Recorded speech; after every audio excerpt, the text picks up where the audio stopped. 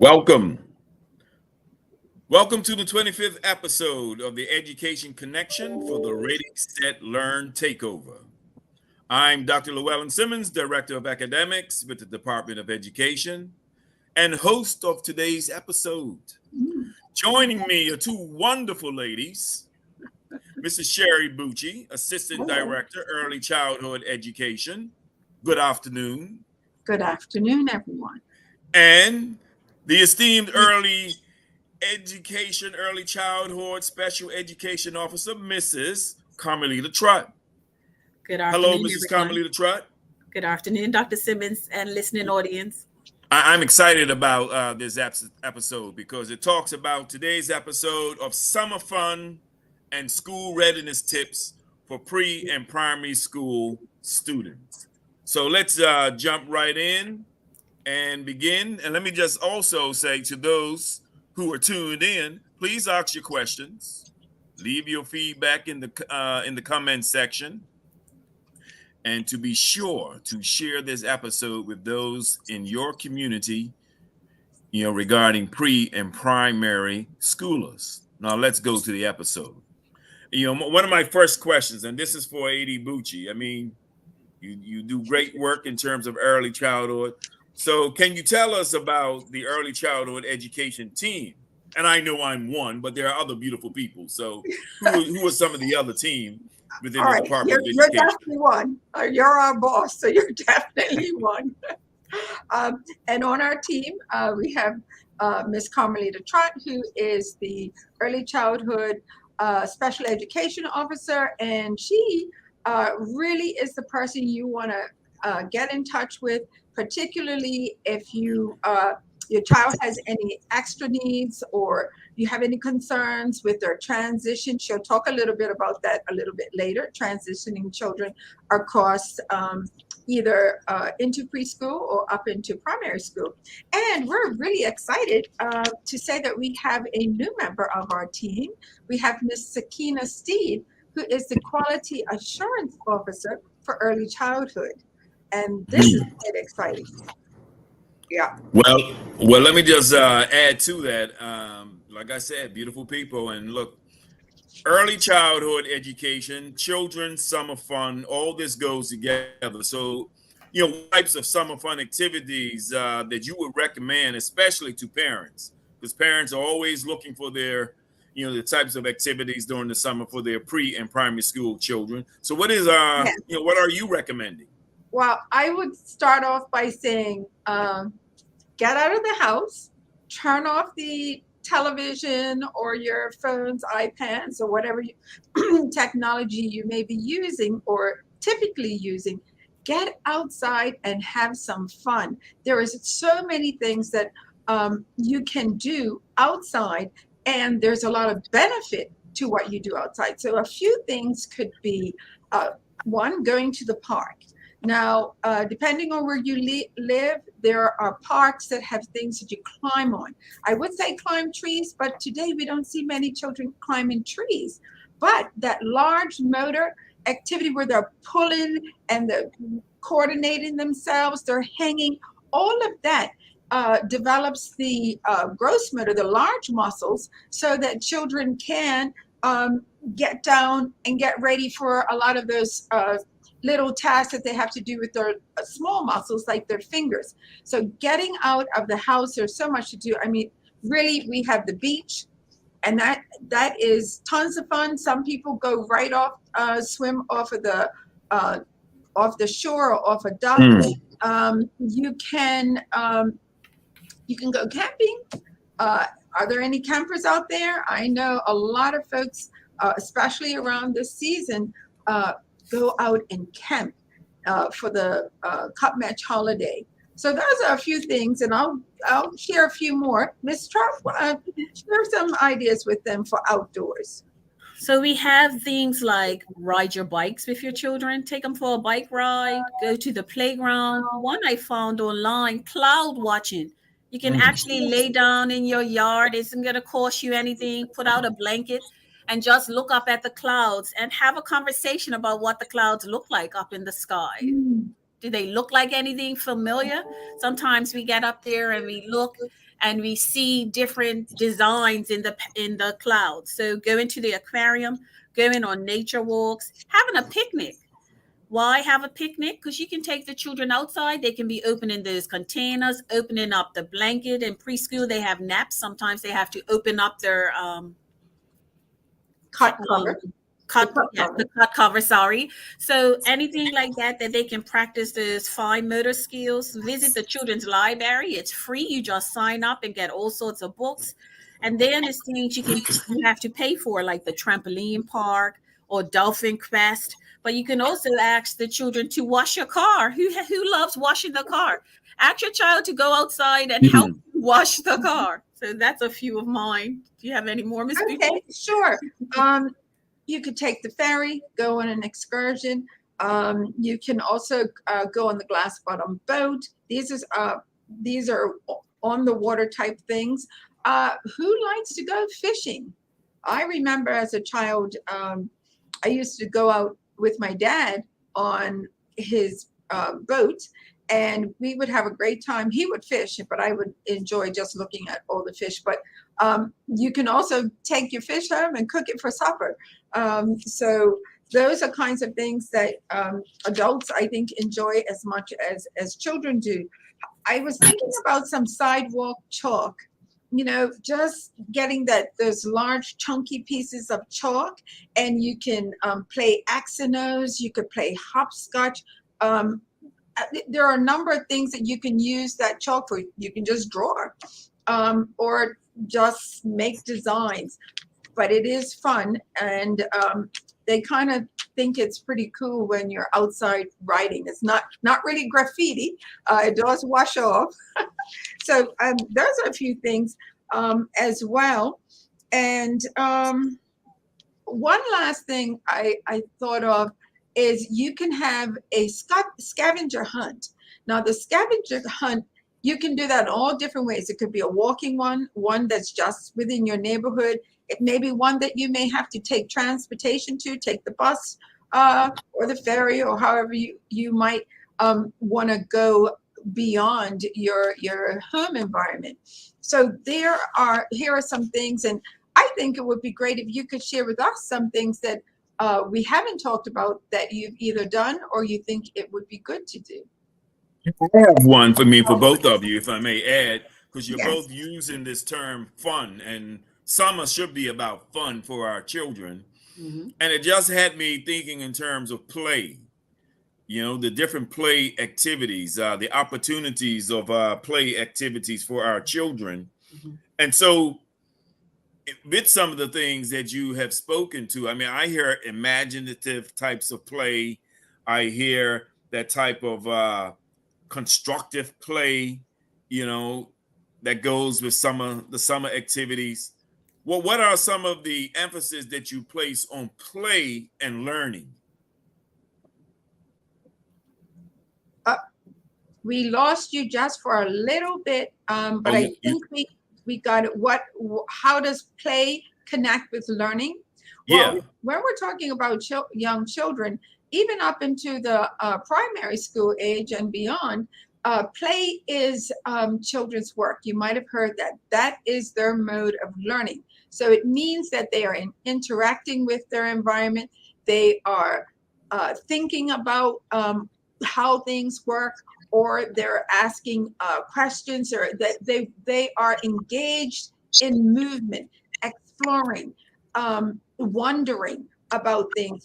Often you might hear about inquiry or inquiry, and it's open for children's, like you said, imagination, and it develops early math skills, early literacy, early reading, even just having things up that they can read in their household.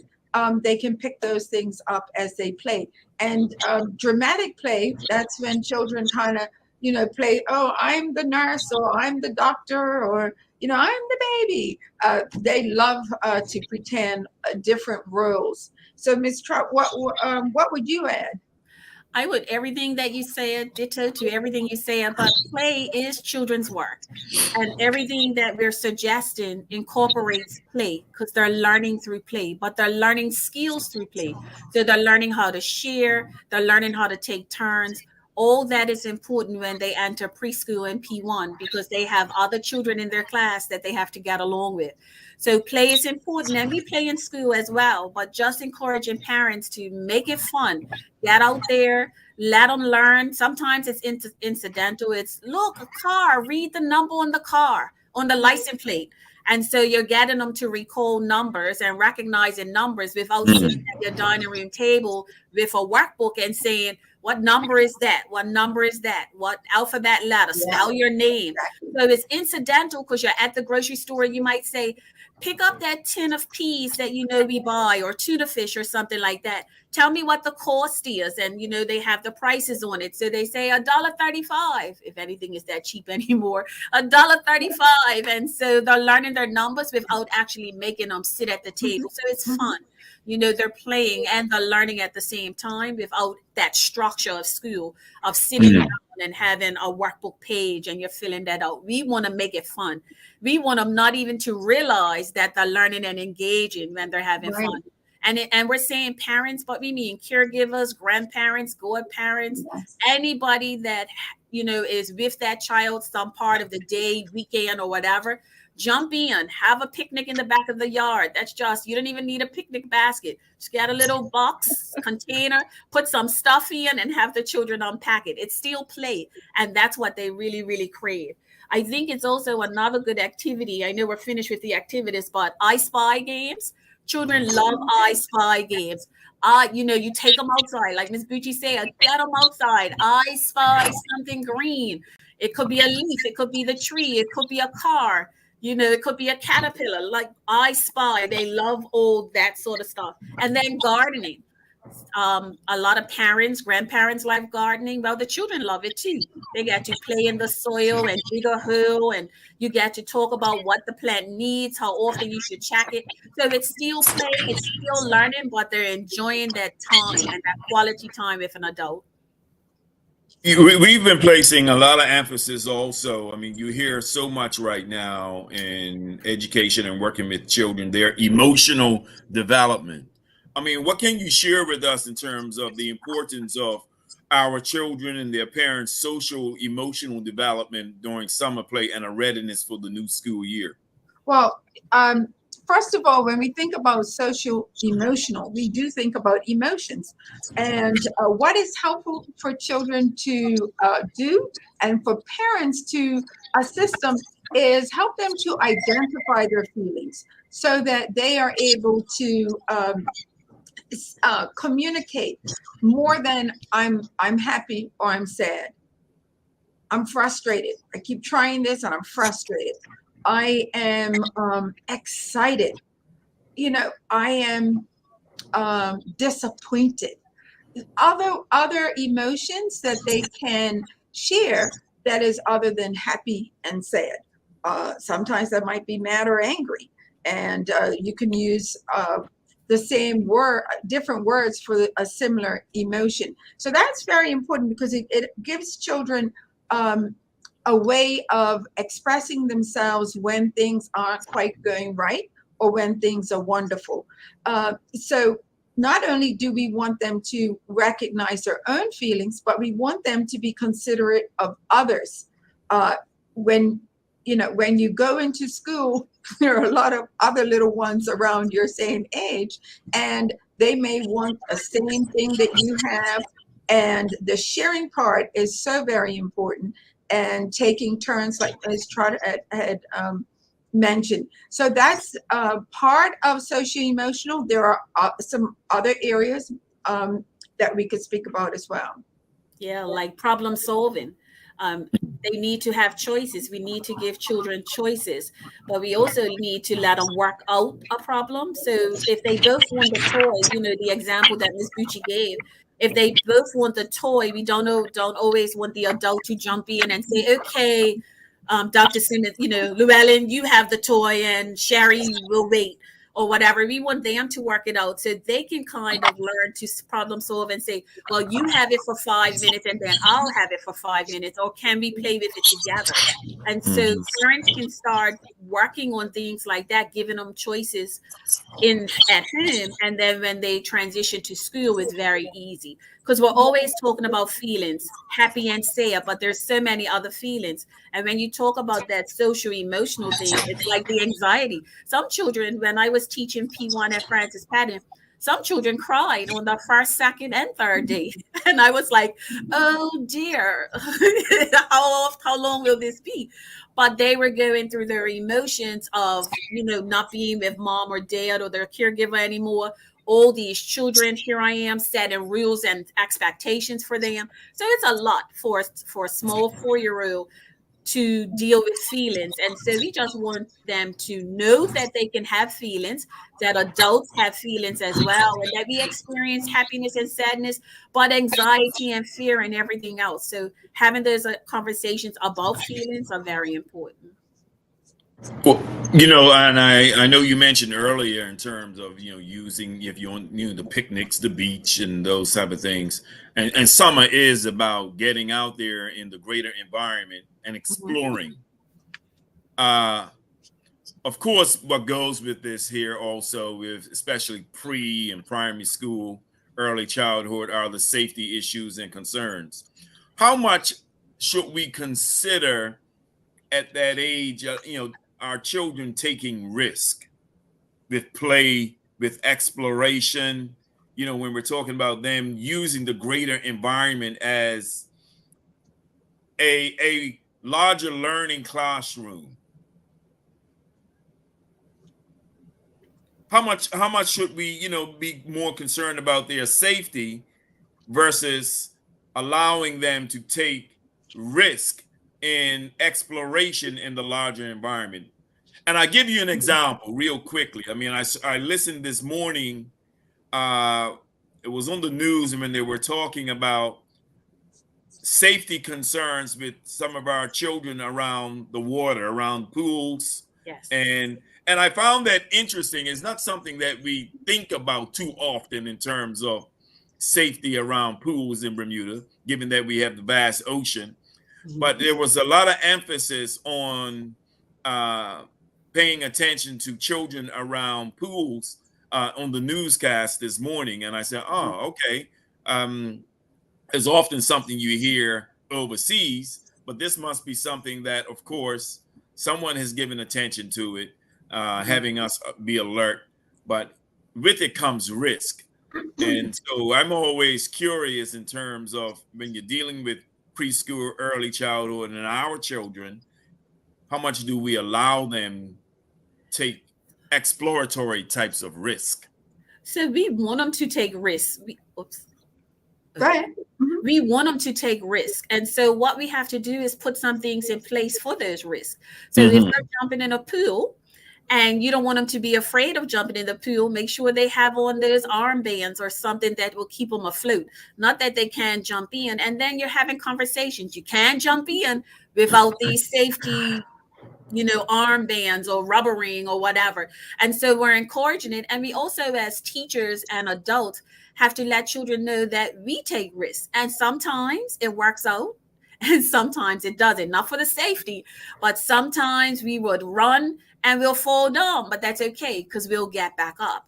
And so those are the safety things, but talking with children about what to expect and what may happen, because if this happens, this is what you have to do. But just warning them about, don't jump in that pool, even if no adults are around. And I know I've sent you swimming lessons, but more, make sure you have on the safety things. Make sure you have on your armbands or your rubbering. Or if you're at a playground, we don't want them to be timid coming down the slide. We want them to explore that whole experience, not standing there saying, take your time, hold on, because that's the whole exploration, right? They know if they don't hold on, they're going to go down faster and at the bottom, and then they can climb up and do it a different way. I've had children at playgrounds. I went to observe a child and he came down backwards and the parent was looking at me like, oh, he's coming down backwards. And they're like, are you upset? I said, no, I'm not upset. It looks like he knows what to do.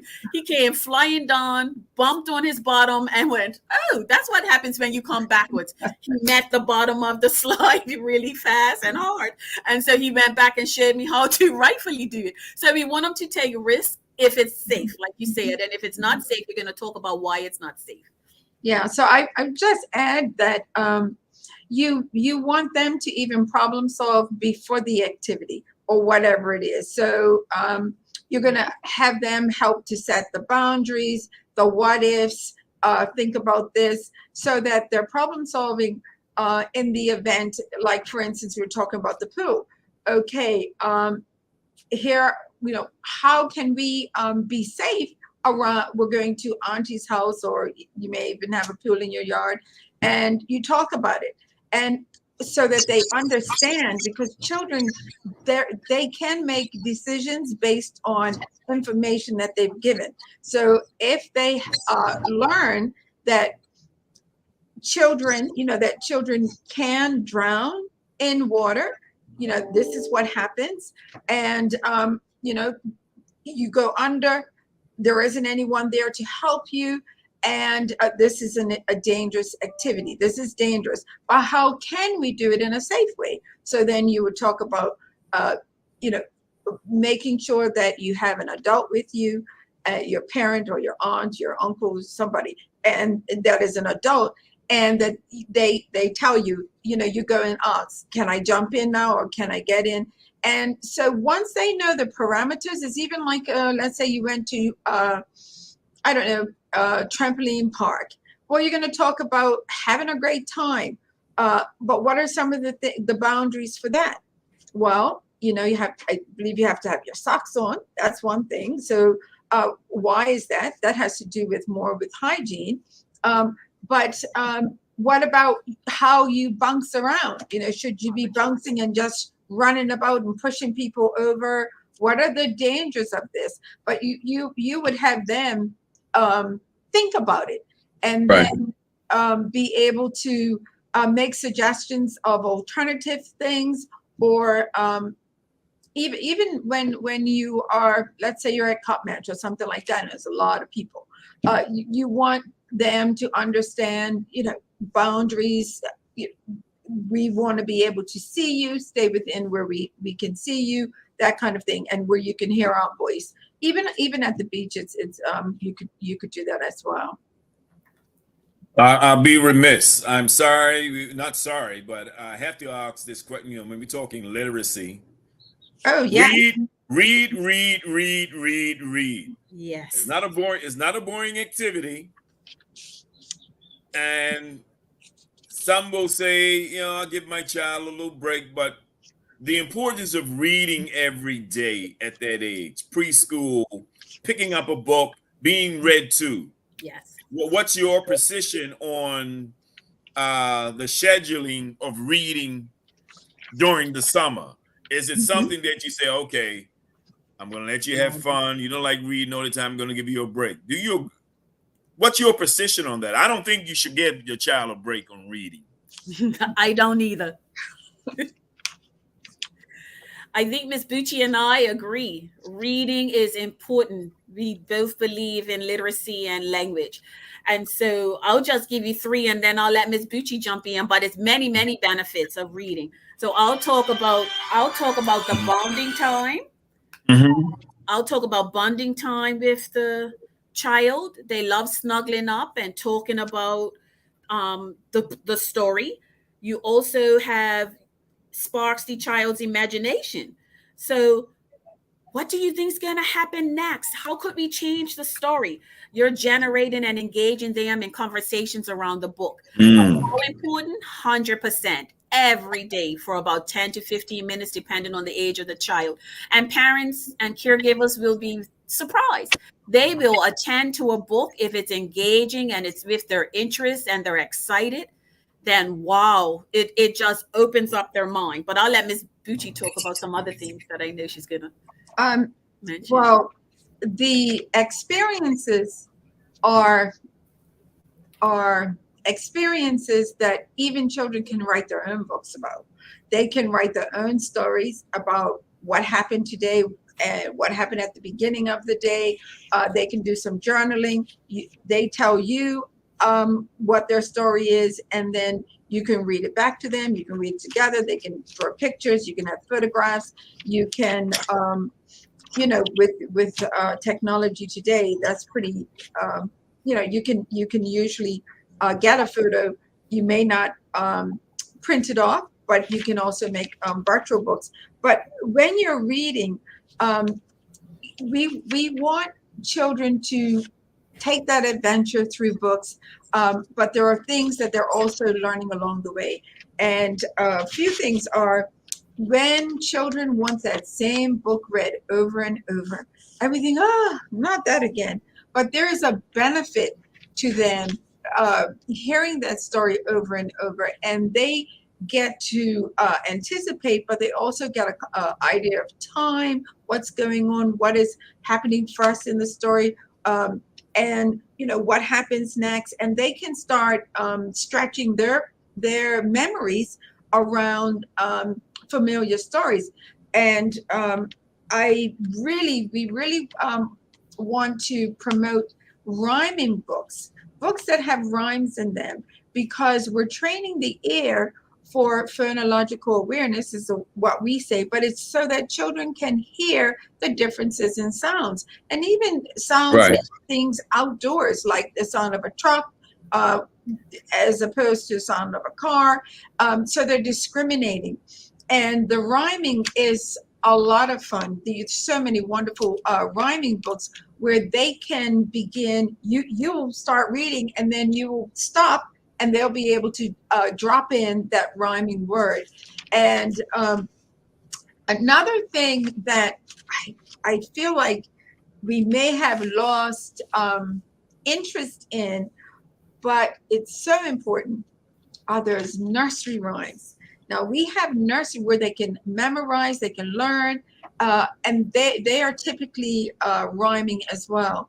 And we had some pretty cruel nursery rhymes when I was young, cutting off tails and all of that. So the nursery rhymes today are, I guess what you could say, politically or culturally appropriate for children. We don't want all the gruesome stories from the Brothers Grimm, but that is a wonderful, wonderful way to have fun, and also just laying that foundation related to books, and outside of books would be the nursery rhymes. But we also have some ideas of things that can be done indoors other than reading. What about you? You mentioned something about technology, and I'm very keen to hear from the two of you as early childhood educators. Mhm. Preschool, primary school children are considered Generation Z children. Mhm. In other words, these are digital children. Yep. Right? That is their world. Yes. Much of what they are exposed to Mm-hmm. is about that degree of technology. So, and I have seen 4-year-olds operatively manipulate Yes. digital devices. Absolutely. How much? There are children younger than one. Exactly. From your perspective, how much is enough or too much? Dr. Simmons, I'm glad you asked about that, because we're learning as we go along as well.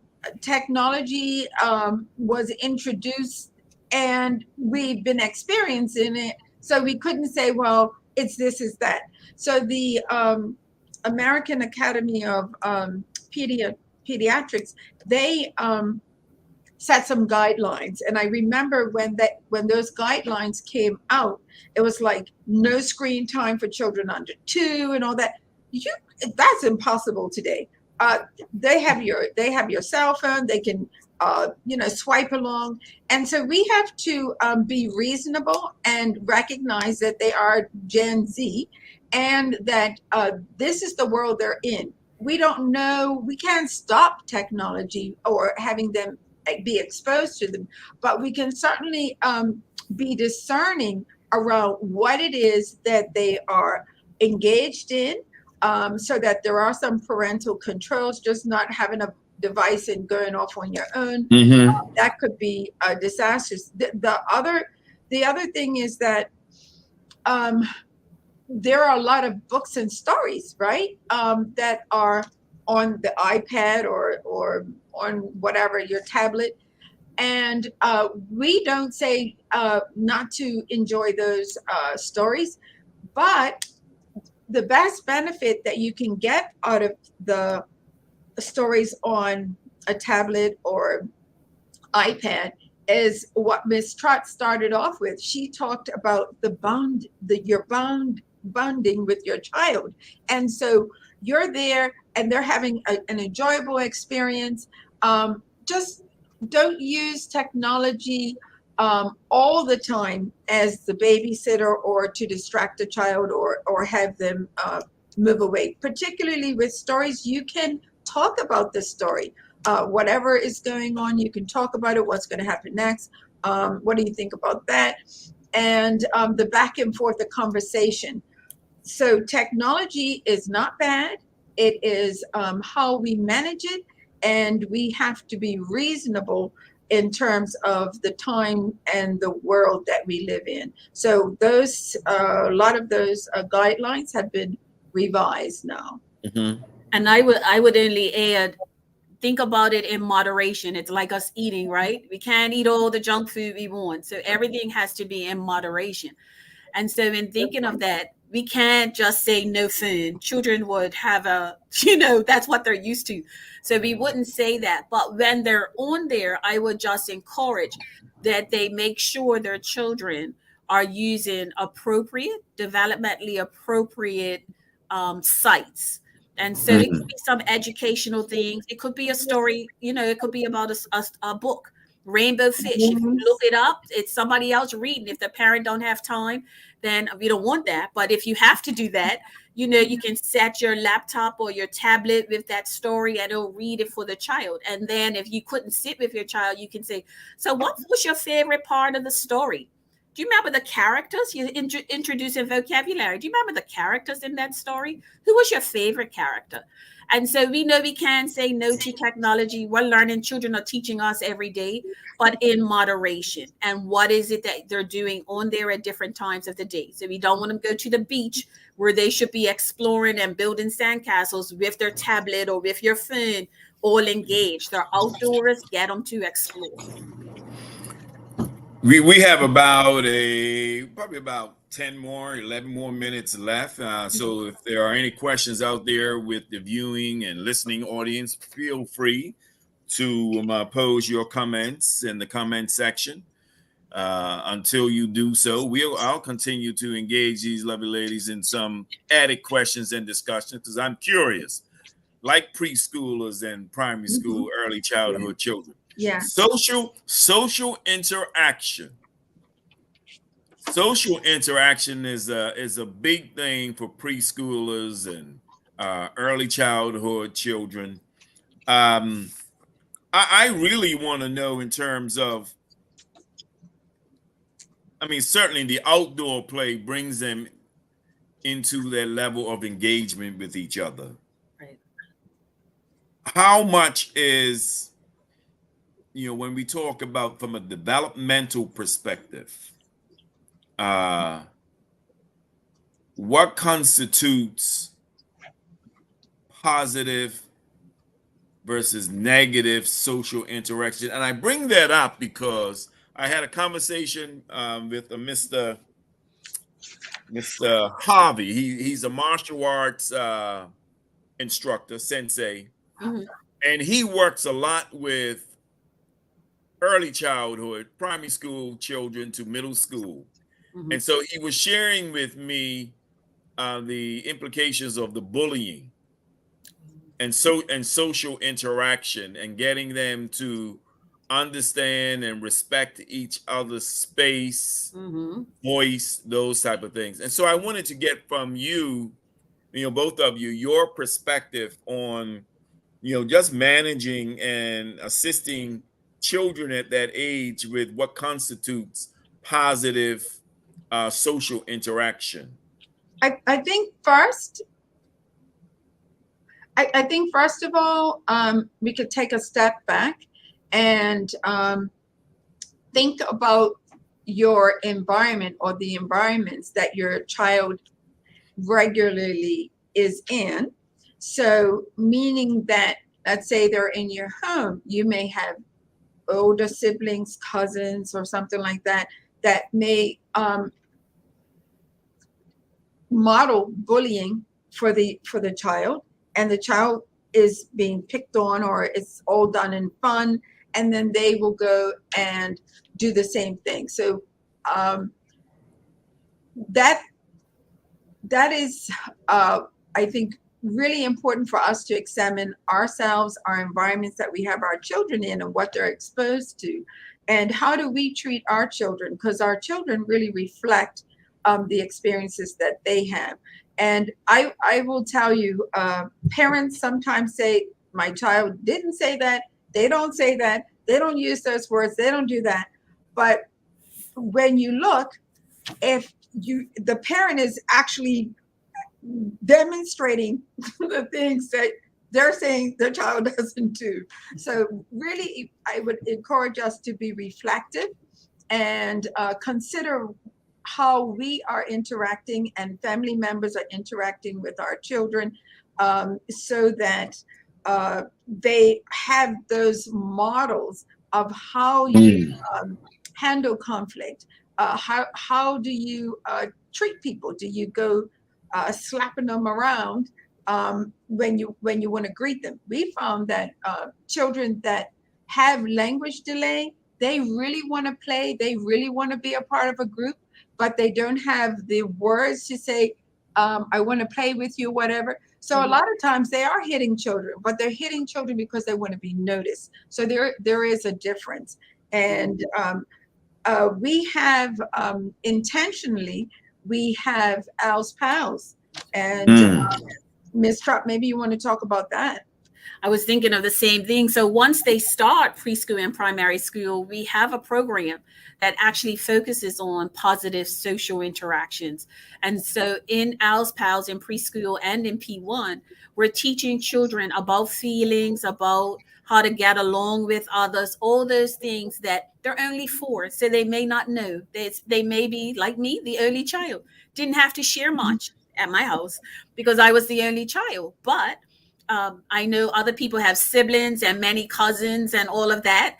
And so they had to learn how to be positive. And, your grandparents and your parents would say, that's not how you talk to. But for me, as people sometimes say, I was spoiled. And so I had to learn when I went to school that it wasn't all about Carmelita, and that I had to learn and be positive to make friends. And so that's the joy of Al's Pals, because it tells you about making friends. It tells you about problem solving and how to be positive to your friends. Because if you want to have a friend in P1, but you're hitting them, then they're not going to want to play with you. So we have conversations, so they start having an awareness of, if I do this, this is going to be the outcome of this. So Al's Pals is great. And I appreciate you sharing, Ms. Trott, the importance of, like, the flip side. We heard the extreme with the bullying, but the sharing. And I get great humor of watching 2-year-olds, 4-year-olds, and maybe a 5-year-old interact with each other. And I have them in my family structure. So I'm amused because the twos are twos, that's for sure. Yeah, everything is mine for a 2. Yeah. And it's like there's no negotiating, and it's mine. It's all mine. That's right. So it's always humor to me to watch the 4-year-old engage the 2-year-old with what one thinks is theirs, and then the 5-year-old intervene, and the 5-year-old is the mature one. Yes. And not just because she's the only girl, but because hey, she manages them both, and then comes along, hey, you have to share. Here's how you do it. Those type of things. Yes. So that social interaction is so significant. And listening to us, I mean, the social interaction we've touched on, the play, we've touched on literacy, we've Mm-hmm. touched on and spoken to the importance of language Mm-hmm. and certainly the emotional development. Yes. Uh, but you can never ever go wrong, like I said, with all of this here and creating what safe, balanced engagement with our children during the summer playtime. In what I would say, yes, it's structured, yes, it's safe, but also allowing our children to feel the freedom of summer and Yes. explore. Yes. Let Yes. them feel the freedom of summer and explore. Yeah. Definitely, I agree with you. I want them to enjoy their summer. They're going to have enough time with that teacher to learn their alphabet, to learn their numbers. So teach them that even turn taking and waiting their turn is sometimes difficult for children, right? We're talking about Mm-hmm. shooting, but Often. even waiting your turn to speak is difficult for a 4-year old. They just want to say what they want to say, and they're not going to wait for anybody. And so those are things that we have to remember as early child care educators, that they're only 4 and they need that practice and exposure to those skills, but they get them after a while. But we just have to be positive in our delivery. And let me just say, we got about 2 minutes left, 2 to 3 minutes left. What, coming from either of you, and there are many, Mhm. what is your one giveaway to parents, in terms of the look for in your child during summer? If there's that one thing that you would say to parents, look for this in your child this summer, I would what would it be? Okay. I I would say joy. I would say joy. And not only should we be looking for joy in the summer, but there should be joy in learning, not only at home and outdoors, but even when you come to school, it should be joyous. So they should be having fun, enjoying, and really exuberant and having a great time. This Mm-hmm. is a time of life where they don't know about the bills unless there are consequences like we have less food in the house, those kinds of things. But they're this is the time where they um, even if you are struggling and you don't have as much as you would like to, there are things that you can do so that they can experience joy that doesn't cost money. Right. But you really have to be present with your child, present, be there with them. So that's it, joy, and you experience the joy with your child. And I would Present. just say, Dr. Simmons, have fun and engage your child in conversations by having a family games night. And my last thing is have a color party. I was trying to organize something like this with my girlfriends. This is something new and trending, I think. It's color parties. And preschoolers and P1s are learning their colors. And so you can have different family members bring a color with some snacks or something like that. I see it on Facebook all the time. And so that's how you can engage your child, but just have lots of fun through the entire school year. Don't stop because it's September. Don't stop because it's October. Have fun. There Engage in. you have it. You have it, ladies and gentlemen. Fun, joy. Do those exciting things with your children this summer as we get them ready for a new school year. Mhm. You heard it. Look at their social, emotional development. You look at their language, their literacy, all of those things we're giving attention to. So these are the important things that we want to impress upon parents and enjoying with their children during this summer. We thank you, Ms. Bucci and Ms. Trutt. You've shared a wealth of information today, and I'm sure our community will find value. We hope that you will implement some of these tips shared today, parents out there. So, my people, be positive, be kind, and treat your children like summer celebrities this year with lots of love and joy. Yes. Remember to stay Exactly. connected with what's happening in education by following us on social media. That is at MOED, BDA, and BDA public schools. Be Wonderful. safe. Thank you. Spread the love, people. Have yourself an enjoyable summer. Thank you.